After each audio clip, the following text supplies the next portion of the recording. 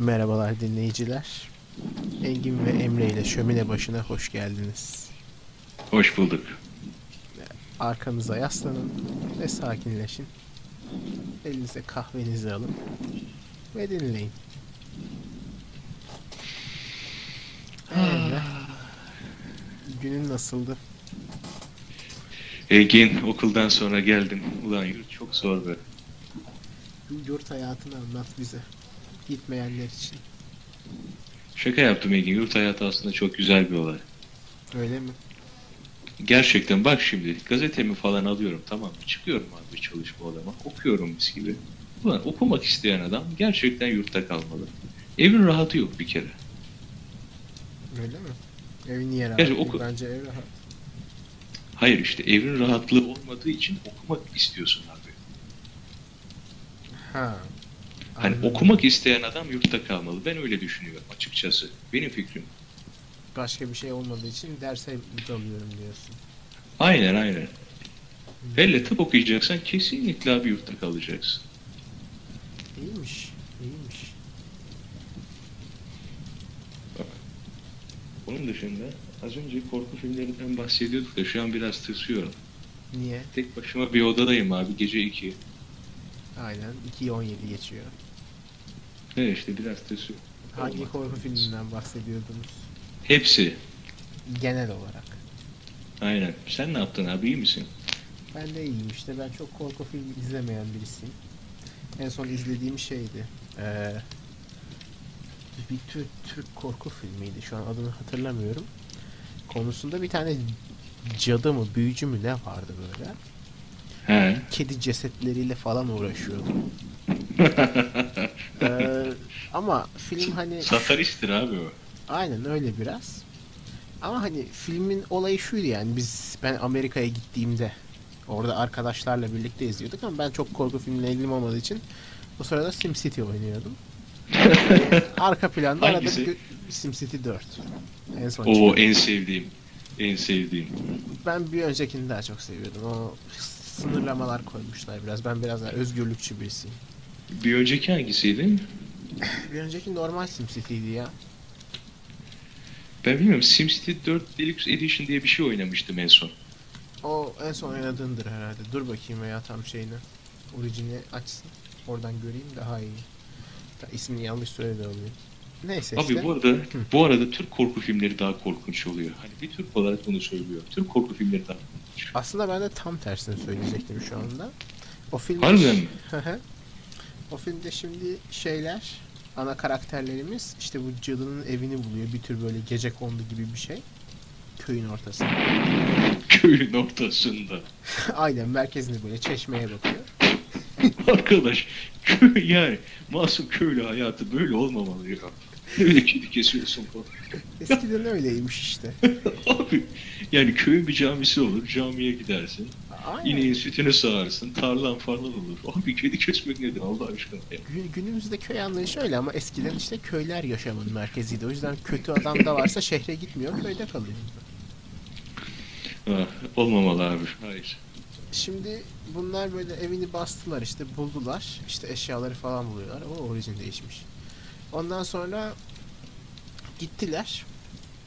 Evin içinde bir tane sandık var, tamam mı? Çok kötü koku çıkıyor içinden. Sandığı açtılar. İçinde böyle bir ton ceset var böyle. Aralarından biri galiba kusacağım ya ben dedi. Ben de Galiba. O ben zamana de kadar 50 kere falan kusmuş olurdum herhalde. normal insan kusmuş olurdu.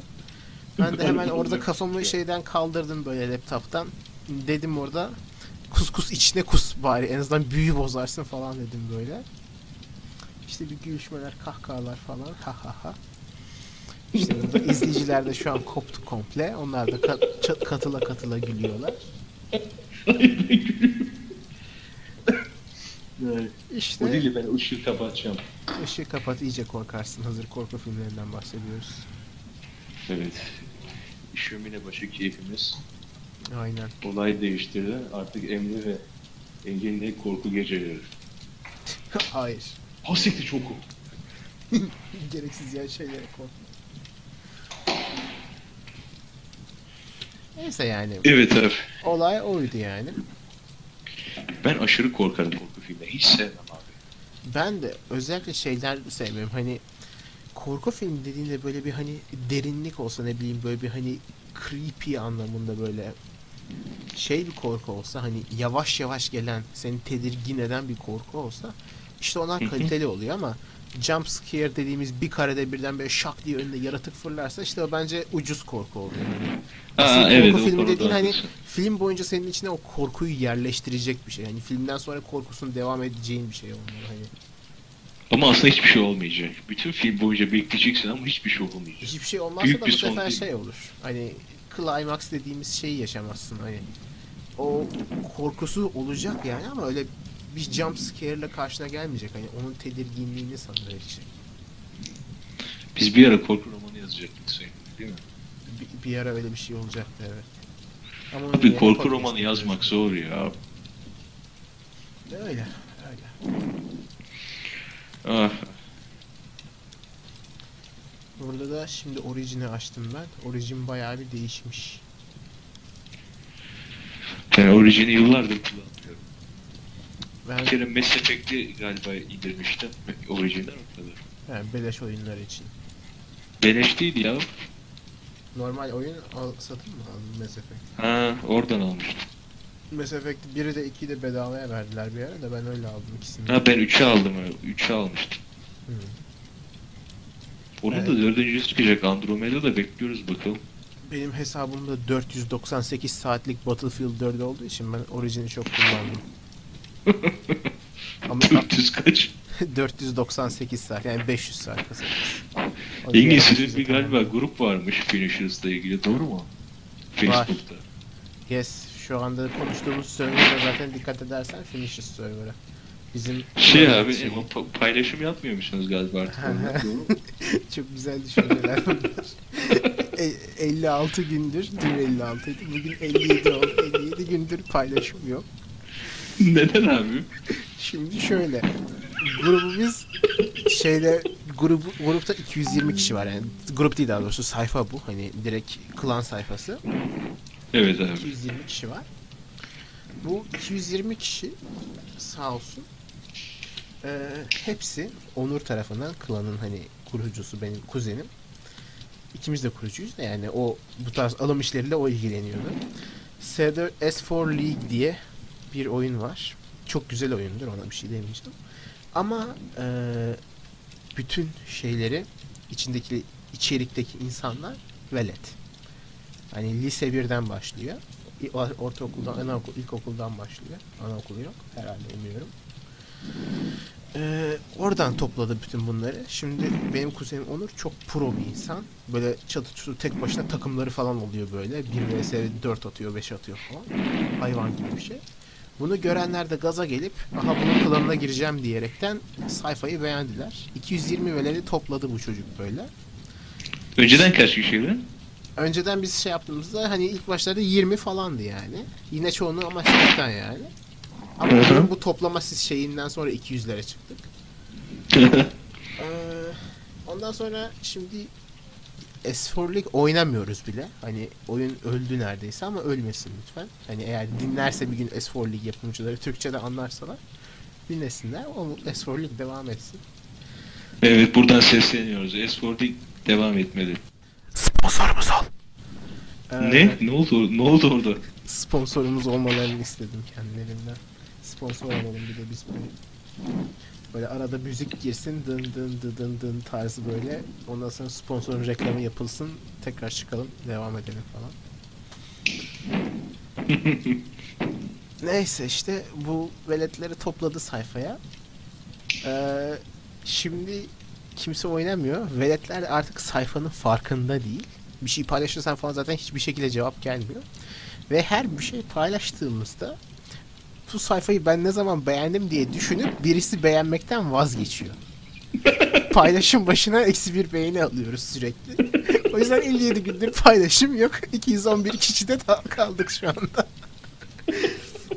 Böyle bir sayfamız var. Hayırlısıyla buradaki dinleyiciler de Finishers'a gelirse oyun oynuyoruz. Videosunu çekiyor muyuz? Hayır. Kimse editlemekle uğraşmıyor. Çünkü bütün klan boyunca editlemeye sahip, bütün hani bilgiye sahip olan tek kişi benim. O Helal yüzden olsun sana. bütün işi de ben yapmak istemiyorum. İş yapın diyorum onlara, yapmıyor onlar da. O yüzden klan kendi kendine stop etmiş durumda. Ama yine de arkadaşlarla beraber oyun oynuyoruz. Onur bazen gaza geliyor. Çok kolay olduğu için, hani yetenek istemediği için Twitch yayını açıyor çocuk. Onda Hı. da bir kişi izliyor ya izlemiyor. Eğer Enigma burada biz dinlerse kendisi çok teşekkürler. Enigma arkadaşımız her yayını takip ediyor. Artık birisinin akrabası mı ne anlamadık ama hani destekliyor bizi. En iyi fanımız odur yani resmi olarak şu anda. Öyle. O da devam ediyor. 40 kişi var Twitch'ta hani follow etmiş olan. Bir kişi izliyor. Ama bak, genelde. bak zaten mühim olan nitelik. Bir tane nitelik takipçim varsa yeter abi. Daha ne istiyorsun? Yani o bir tane nitelikli takipçi şöyle 2000 lira verebiliyorsa harika bir şey ayda. Bu işler parayla değil. Bu iş gönül koymak. Aynen. O 2000 lirayı lafına dedim zaten ben. Normalde Adam, Finisher'da şeyime girersen, adam Twitch'e senin girersen. bütün videolarını izliyormuş abi bak. Aynen. Helal olsun. Ona Enigma'ya hiç diyecek bir şeyim yok. O direkt best fanımız şu ana kadar gelmiş geçmiş. Zaten bizim şimdi böyle kanalda girersen oraya aşağıda ayrıntılı şeyler var. Twitch TV Finishers direkt. Orada bak mesela para kısmında şu an kaldırmışız galiba ama evet kalkmış. Bir ara duruyordu. 5 kişiden zaten para kazanamayız yazaraktan böyle yapıyorduk. Hani donation direkt açmamıştık yani. Para toplamıyorduk direkt. Hani şu anda da öyle. Eğer ki böyle bir 50.000 kişi falan olursa belki donation'ı açarız. Hani belki her biri $1 atsa $50.000, ikimiz de zenginiz olurla falan. Öyle. O da olur Engin. O da olur. İşte ilk S4 ile Klan ilk Wolf Team ile açıldı. Şu anda günümüzde Wolf diyoruz. Hani yaş sınırlaması hani 16'da biten bir şey. 16'dan sonra Wolf Team'den çıkıyor insanlar. Neden abi? Öyle. Neden abi? Wolf Team öyle oldu. Hani anaokulundan başlıyorsun oynamaya. 16 yaşına falan gelince bırakıyorsun oyunu. Hayır. Şu andan itibaren Wolf Team'e başlıyoruz. O olur. Wolf Team'e de başlarız seninle. Hayırlısı. Hayır, başlayacağız. Yani ilk işimiz Tamam, canlı yayında Wolf Team indireceğiz. Yarın bu böyle olsun.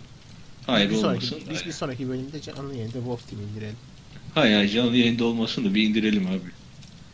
Tamam, canlı yayında Hayır, boş ver. niye 16 yaşında bırakıyorlar? Çok saçma. Çünkü çok fazla velet var. Hani veletlerin arasından çıkmak istiyor genç olan insan. Şimdi şu var. Hani Wolf Team'e de laf olmasın. Aslında yaptıkları oyun muhteşem. Hani fikir falan hani fevkalade bir fikir. Ya ben onu Normal- hatırlıyorum. Kurt adamlı bir şeydi galiba. Aynen. Normal FPS oyunu gibi ama arasına hani yakın savaşa girdiğinde kurt adama dönüşüyorsun. Hani bütün askerler aynı zamanda kurt adam. Böyle bir oyun daha önce ben hiç görmemiştim bu tarz bir şey hani. Hem bir yandan FPS hem bir yandan diğer türlü oynuyorsun oyunu. Böyle Yıllar olunca önce çok bir ilginç oyun şeyler fuarında çıkıyor. görmüştüm onu. Yıllar önceydi. Tabii, Bir oyun fuarında fuarlarına görmüştüm hep ilk. geliyor zaten. Eskiden sürekli geliyordu. Hele bir tane oyun fuarında falan posterlerde kod dağıtıyorlardı. Kaç yıl olduğunu hatırlamıyorum ama tahminen 2010'lu yıllar olması lazım. 2011-12 olabilir. Ben o sırada gitmiştim çünkü. Ama İşte almayı evet, tenezzül büyük etmedim. ihtimalle aynı sene gittiğimiz fuardan bahsediyorum. 2011 Uzaktan Uzaktan görmüştüm sadece. Biz girdik Wolf Team posterleri dağıtıyorlar. Posterlerin arkasında Evet, da vardı, dağıtıyorlar. kod vardı. Ama posterler alan hiçbiri kod olduğunu farkında değil ve yerler fuar alanında ve dışında posterlerle kaplı. Hepsini Hani- topladım tabii. Aynen, Hepsini biz topladım. çıkarken ilk başta farkında değildik biz de. Çünkü onu paket olarak veriyor. Kimse içine açmıyor bile. Posteri Evet. sevmeyen atıyor yere. Arkasında biz bir tane gördük kod olduğunu, var ya öyle bir şey yaptık ki kilo posterleri topladık yerlerden. Bizim topladığımız gören birkaç velet falan geldi böyle ne yapıyor bunlar diye. Sonra posterin arkasında koddan biz bahsedince aramızda adamlar da koşuştu, onlar da kapışmaya başladı posterleri. Neyse, klan işte ilk Wolf Team'le açıldı. Hani hayata geldi. Ben de ilk hani oyun hayatıma ben de Need for Speed 3 ile başladım. Need for Speed 3. Aynen, Hot Pursuit. O zamanki Hatırlamıyorum Hot ama. Pursuit'ti. Hatırlamazsın zaten. Hareket eden şeylerden oluşuyordu. Resimlerden oluşuyordu. Böyle Counter Strike kalitesi böyle. Çöp oyunu. Ben Kod 1 ile başlamıştım abi. Hiç araba yarışını falan çok sonra keşfettim. Ben işte ilk araba yarışı başladım. Ondan önce ama şey vardı. Ben ilk bilgisayarımı 5 yaşında aldım. Babamdan bana şey kaldı. Babama şirketi yeni bilgisayar vermişti sanırım. Hangisi abi? Apple 2 miydi? Yok, Apple değil, normal bilgisayar. Şey, Çok eski, en eskilerinden. bana kalan bilgisayar 98 mi ne, Windows 98 sanırım kullanıyor. Şey, hani o zamanlar öyle CD'li oyun falan yok, hani çok az var piyasada. Disketli. Yani disketlerin olduğu devir aynen. Ama o bilgisayarın içinde mini game'ler vardı ve yaklaşık 500 tane. Böyle Evet, öyle bilgisayar oluyordu hani onlar. şey yapamazsın, hayal edemezsin. 500'e yakın mini game'im vardı benim o bilgisayarda ve ilkokulda her geldiğimde böyle gelir onlara oynardım. Böyle muhteşem eğlenceliydi hepsi. Bugün bile çoğunu arıyorum, birkaçını buldum, hani oynuyorum. Yani en azından yüklü bilgisayarımda. Dosyalarımın O arasında mini yer alıyor. game'ler çok güzel oluyor ya. Tam kafa Aynen. dağıtma oyunu onlar. Aynen o oyunlar öyle çok güzeldi. Ondan sonra işte Need for Speed 3, o da işte şey, komşumdan bana hediye edilmişti. Adam oynamıyorum diye verdi. Adam da zaten bildiği böyle sertifikalı hacker, hani devlet için çalışıyor.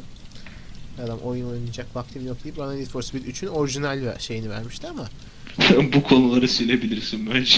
niye? Sertifik olarak. Daha hiçbir şeyini belli etmiyorum yavrum ya.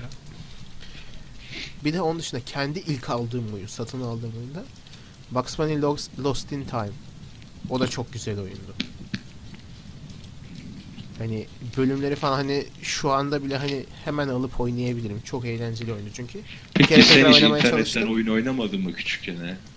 Küçükken değil, daha çok ortaokul sonunda lisede internet üzerinde. Hani browser oyunlarını diyorsa onları o zaman oynadım. Browser değil hani değil zaten hani küçük internet oyunları. İnternet oyun sitelerinde oynanırdı. Ha, Armor Games falan. En çok Armor Games'te takılıyordum ben. Öyle şeyler vardı. Ne Onlar tatlı da oyunlar. evet, lisenin başında, hatta ortaokulda. Onları bayağı oynuyordum. İlkokulda oynamaz mıydın yani? Ben ilkokulda oynardım onları. İlkokul değil, hani 5. sınıfta falan sanmıyorum. O zamanlar hala o ilk oyunların falan filan vardı. Armor Games'i daha geç keşfettim. Zaten Armor Games'in açılışı ne zaman ki? Armor Games. Evet, Armor Games yazalım buraya. 2005'te açılmış. Ben 5. sınıftaymışım. Armor İşte- Games değil ya. Daha bir sürü oyun sitesi vardı. Bir sürü var da işte benim en çok oynadığım Armor Games'ti. Sonra Kral Oyun vardı. Kral oyun.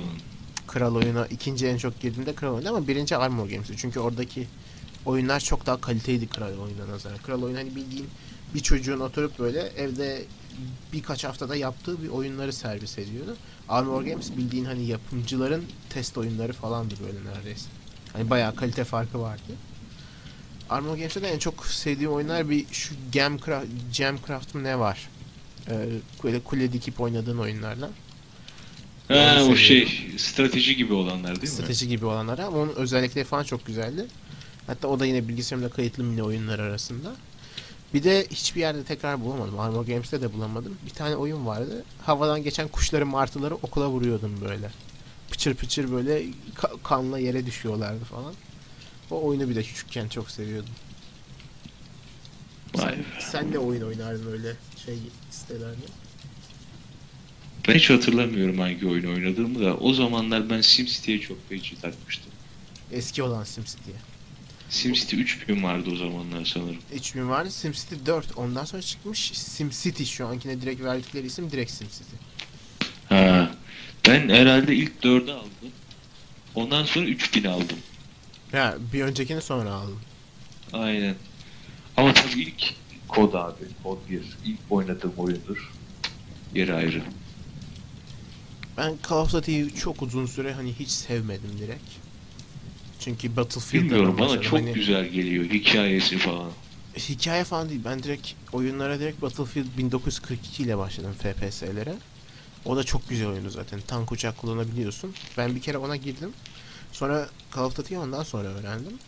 Ama baktım tank uçak kullanamıyorsun onda. Hani ancak belli başlı görevde bir görevde mesela veriyor sana. O kadar. Onun dışında başka kullandırmıyor. Öyle olunca ben onu sevmedim. Hani Battlefield daha güzel dedim. O günden sonra uzun bir süre hani hiç kodlara bakmadım. Yani geldi geçti geldi geçti. Daha Ben de sonra günün birinde Battlefield oynadığım zaman aralarındaki farkı söyleyeceğim. Ama sadece kod oynadım şu ana kadar.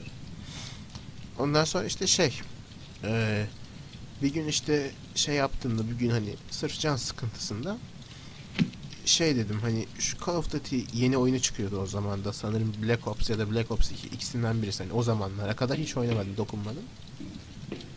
Ondan sonra işte bir günün şeyiyle böyle hani gaza gelmesiyle Call of Duty 1'e indirdim. 2'yi falan da indirdim aynı anda. 1'e başladım. Böyle bir hani hikayesi işte dediğin gibi. Call of Duty'nin özelliği oyun. Battlefield multiplayer'da hala çok iyi geçiyor ama Call of Duty'de single player'da Battlefield'a geçiyor. Hani hikayesi çok güzel. İşte 1, 2 falan derken Modern Warfare zaten o muhteşemdi. Sanırım Modern Warfare'dı o ya da Modern Warfare 2 hangisiyse. Hani şu Kaç arkada yılındaydı? yılını Kaç yılında? hatırlamıyorum. Ben işte dediğim gibi hepsini birkaç yıl önce 3 yıl falan önce hepsini arka arkaya oynadım ben. Ha, o zaman tamam. O zamana kadar hiç dokunmadım. Ee, şey işte orada o hikayesi falan çok hoşuma gitmişti. Call of Duty'lere öyle devam ettim bu süre ama çoğunda şöyle sadece hikayesi için oynadığım için hani silahla savaşmak çok istemediğim için şu anda çoğu şeyde yaptığım gibi direkt hack açıp hile açıp konsola kodları yazıp ölümsüz olarak herkese tek de vura vura ilerledim sürekli. Hani sadece hikayeyi dinledim. Bildiğin aktif roman okurmuş gibi.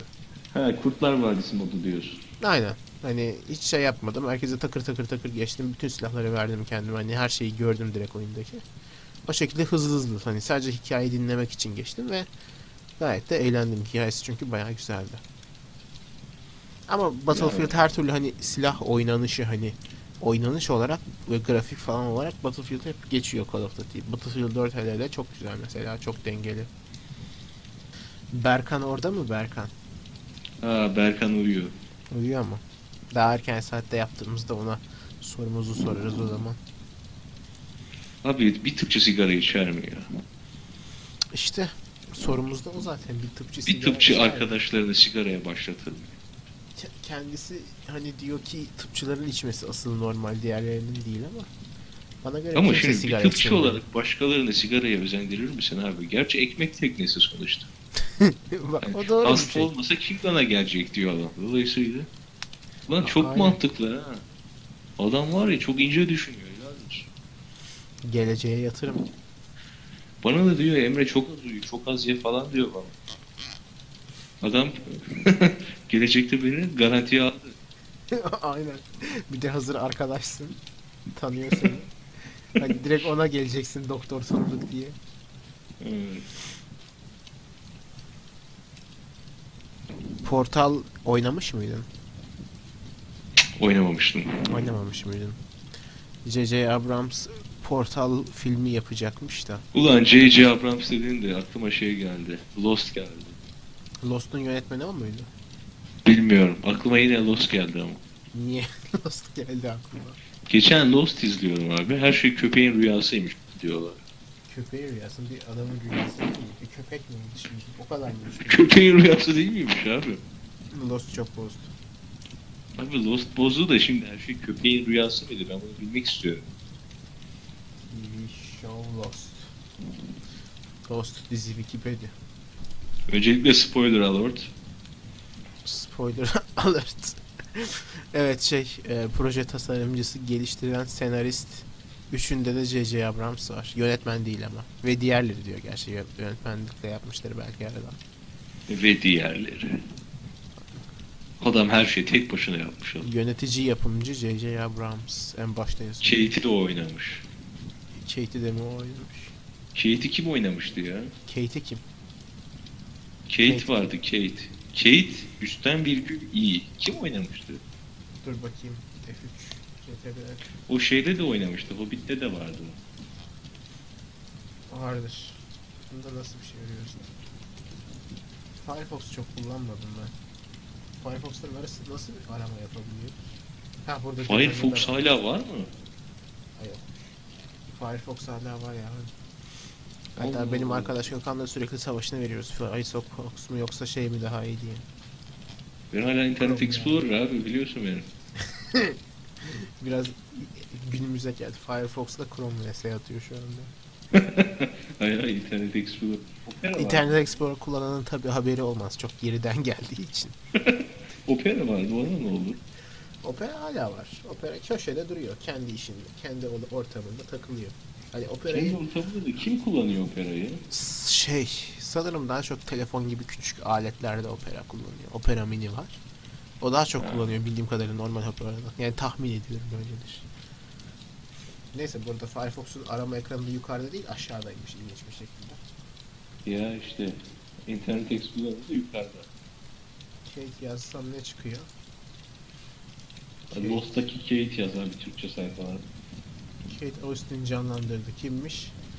Evangeline Lilly. Kaçak Kate Austin canlandırdı. Ey be.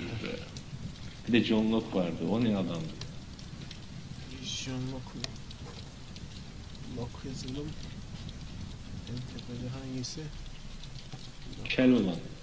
Aynen, John Locke Lost. Abi sen izlemedin mi Lost'u? Rica Kate ediyorum. O'Quinn. İzledim ama ilk 4 sezonu izledim sadece ve çok uzun Ben de süre ilk geçti. iki Hani ilk sezonu çıktığı izledim zamanlarda sadece. izlemiştim çünkü. Ben de geçenlerde bir 2 sezon izleyeyim dedim. Madem bu kadar yayın duydum zamanında. Hazır popüler olmuyor artık. Bari izleyeyim dedim. Ben öyleyim abi işte. Popüler olmayı bıraktığı an izliyorum. Evet mesela. Ha, popülerliği bittikten sonra. Abi ben yeni aldım mesela Converse'lerini. İşte bunlar hep Internet Explorer özellikleri. Bir gün Chrome kullanmayı bıraksınlar. Chrome da kullanacağım inşallah. bir gün. Chrome'un popülerlikten düşmesi biraz zor. Biraz fazla RAM yediği doğru ama hani şimdi bende ayıp olmasın ama kaç? 3, 6, 9, 12, 15, 18, 21, 24, 27, 30, 33, 36 tane sekme açık. O yüzden hani RAM yiyorsa ben hiçbir şey diyemem bu konuda. Alt tarafı 36 sekme abi. Yani 36 sekme normalde hani 36 sekme. Şu an için 3, 6, 9, Daha yüksek sayılarla saysan daha kısa sürebilir yani 5 saysan. olabilir. 3 başladım, 3 gidiyorum işte. Şu anda Üç gidiyor. aslında şeyi 14 tanesi YouTube videosu olaraktan 50 sekme var aslında teknik olarak. Harcadığı RAM ise hani hayvan gibi fazladır herhalde. Peki Aynen. Engin, diyelim aşırı soğuk bir havada evinde oturuyorsun ve aşırı üşüdün. Hı. Tamam mı? Her anda misafir gelebilir. Niye her an misafir gelebilir? Üzerinde hiçbir kıyafet yok. İki seçeneğin var. Ya aşırı havalı bir röpteşambur giyeceksin ya da içlik giyeceksin. Bu arada belirtiyorum. Hava soğuk, içlik daha sıcak tutar. Ama her an misafir de gelebilir. Hangisini giyersin abi? İçlik mi? Röpteşambur neydi? Evet. Dur, röpteşamburun ne olduğunu bir görmem lazım. Tabii ki Sabah röpteşambur giyerim. Ama o sıcak tutmayacak. Sıcak tutmayacak mı? Evet. Sıcak tutar gibi duruyor ya.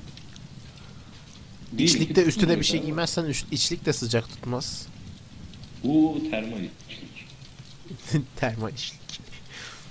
Valla içlikle misafirin karşısına çıkacağıma röpteşamburla çıkarım, çok daha iyi. Ama işte soğuk hava. Soğuk olsun. Sonraki gün hasta olsam ne olur? Herhalde içlikle çıkmam yine de. Abi neden içlik ne var ya? Herkesin ne abi? Dışarı İnternete- çıkıp herkesin içinde içlik var. Herkesin içinde var işte olay o. Hani internete bir içlik yazıp resimlere bir bak bakayım. Hani misafir karşılanır mı bundan? Abi içiniz dışınız bir olsun ya. Yarın ilk işim içlik alıp etrafta içlikle dolaşmak. Bu da içlikle gideceğim yani. Hadi bakalım. İçim dışım bir. Çek, ondan sonra gidip resmini çek. Klan sayfasına koyarım. 211 kişi görür. Daha doğrusu 210 kişi görür ondan sonra. Hepsi. Ama bu sefer geri dönüşler başlayacak. Aynen, Emre'yi içlikle görürsen geri dönüşler başlar. O kaslı Niye? vücudu. Tabii. Tabii.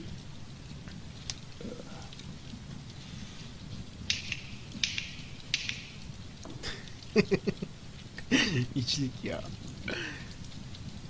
Abi içliği niye bu kadar düşmansınız ya? Ben düşman değilim de hani hiç giymedim hayatımda içlik şu ana kadar. Evde Abi içlik bile yok bende. hemen al bir tane. Hemen hatta İstanbul'a gelip beraber alalım. Ne dersin? Ne dedim? Bir dakika orada bir... Beraber İstanbul'a gelince içlik alalım seni. Aynen Üsküdar'a inip bir içlik alak. Üsküdar'a gidip içlik Ondan alalım. sonra direkt soyunma kabininde değiştiririz üstümüze giyeriz. Üsküdar'da dolaşırız öyle.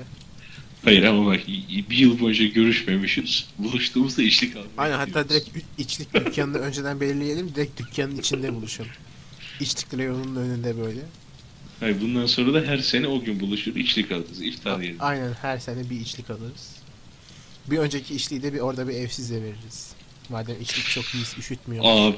Abi ne kadar harika planlarımız var. Aynen ya oğlum. Helal olsun bize. Şu içlik resmini şöyle Discord'a atayım da gör eğlendi. İçlik.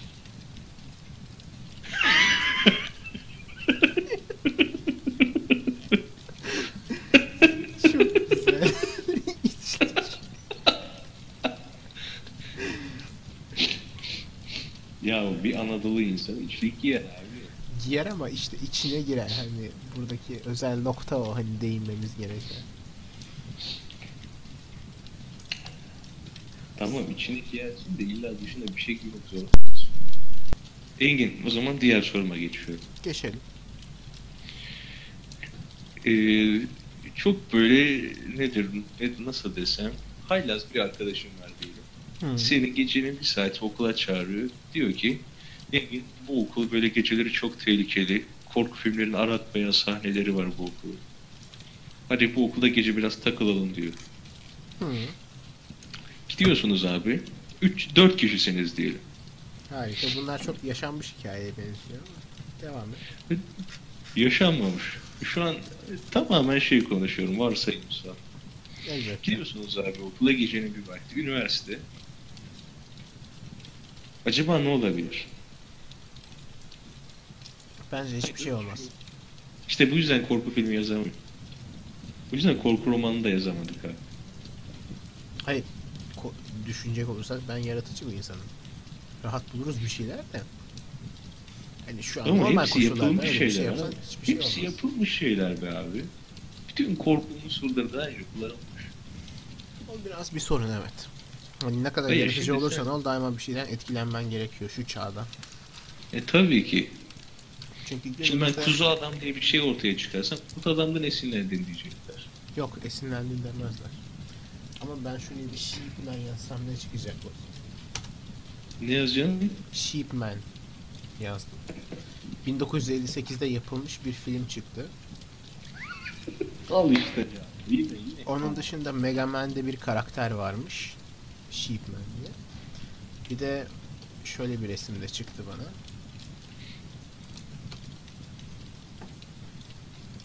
Scott. Resmi görmeyenler için normal bir koyun üstüne bıyıklı bir adamı photoshoplamışlar. Bu resimleri mümkünse linke atarım aşağıya ya zaten. Çok kaliteli oldu. Öyle yani. Hani her bir şey var bu dünyada. Ya çok daha bunların üstüne çıkmış. Öyle bir şey yazılmalı ki hiç kimsenin aklına gelmemiş o. Literatürde var olmamış olmalı. İşte onlar asıl yaratıcılığın olayı onlar. Sıfırdan başlamak bir şeyi düşünürken. Hiç Ya o zaman etkilenmeden. fantastik bir evren kuralım. Kurarsın ama yine işte sıfırdan olmaz. Ağacına kadar, diline kadar kendimiz yapalım. İşte kendini yapsan bile oradaki mantık şu hani. Bir ağaç varsa ağacı hani normal dünyadan esinlenip yap.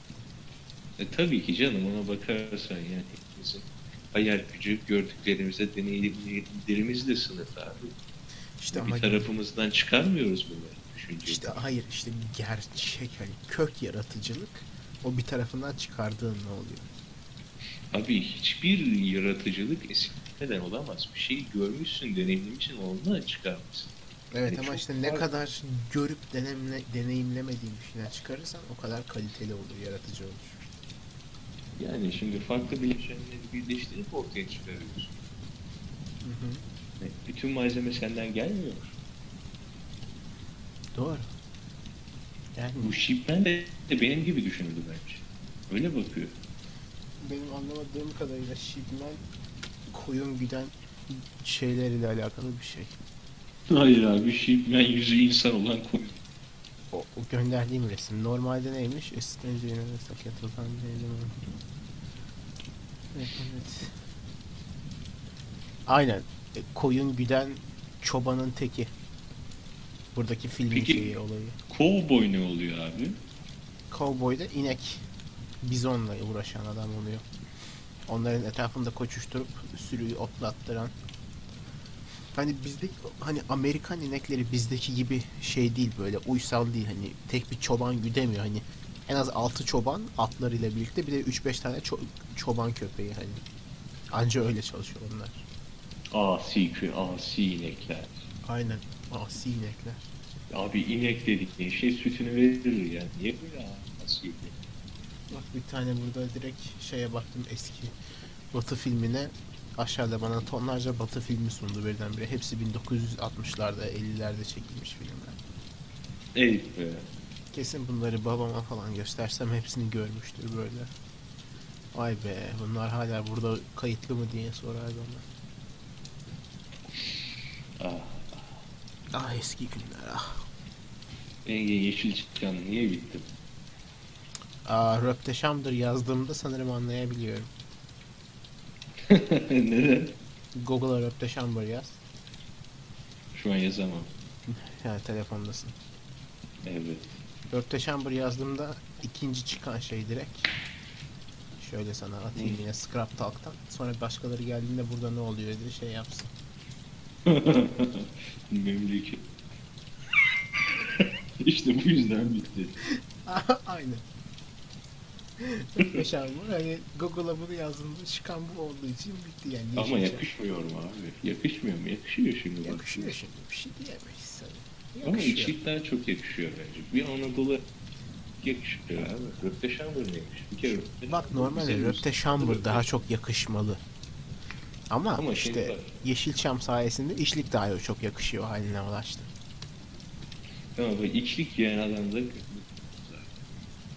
Şimdi bak, ilginç tarafı, Röpteşambır'da işlikte şu anda dışarıda çok öyle dolaşan görmüyorsun ama Yeşilçam'da ikisini de görüyoruz. Yani Röpteşambır burada, içlik böyle Kemal Sunal filmlerinde var yani. işte zaten bütün Yeşilçam'ın olayı içlik hırsız Röpteşambır'dır. Aynen, bence de. Onun üstüne bir tez bile yazabilirler. Kesinlikle, kesinlikle. Ha işte yani Röpteşambır ilginç bir şey abi. Öyle, içlik de öyle ya. Ama pijama da ilginç bir olay tabii. Şimdi pijama Türkçe bir kelime. İşin komik tarafı. Pijama Bu da Türkçe. yabancı. Pijama Türkçe olur mu abi? İçinde J geçen bir kelime Türkçe olabilir. Pijama kelime etimolojisi. Fransızca. Ya işte bak, gördün mü? Tüm Fransızca'da da Hindistan'a özgü hafif bol pantolon demekmiş. ulan Ve Fransızca da İngilizceden almış. O da bir dakika, modern Hintçeden almış. gittikçe derinlere iniyoruz şu an. Pijamayı ilk hangi kavim giydi? Sümerler mi? Hayır. Son. Hayır. Onu bir sonraki programda açıklayacağız. Hintçe de Farsçadan almış. Yani asıl kaynak Farsça. O zaman ilk pijamayı İranlılar mı giymiş oldu? Herhalde öyle oluyor. Onlar da ayak giysisi ya gevşek pantolon anlamına gelen şey yapıyormuş.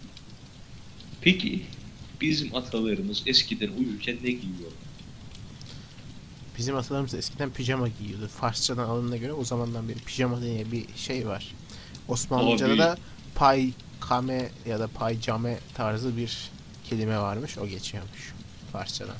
Ne yani, ataların şimdi pajame mi giyiyor? Aynen, paycame. Aa evet, ağların üstü uzatmadım. Paycame giyiyorlarmış. Paycame. Pajame. Çok ilginç. Bak bir şey öğrendik, ne güzel. Evet, bir şey de öğrendik. Bu Yine de öğretiyle bizim atalarımız bence içlik giymişlerdir. Pajame, içlik büyük ihtimalle o giymişlerdir. zamanın pijamaları içlik gibi bir şeydi zaten. Ama onlar yine de ona içlik diyorlar. Demiyorlar işte. Pajame diyorlar. Abi pajama ne ya? Pajama dememiştim. Dememiş. Neyse.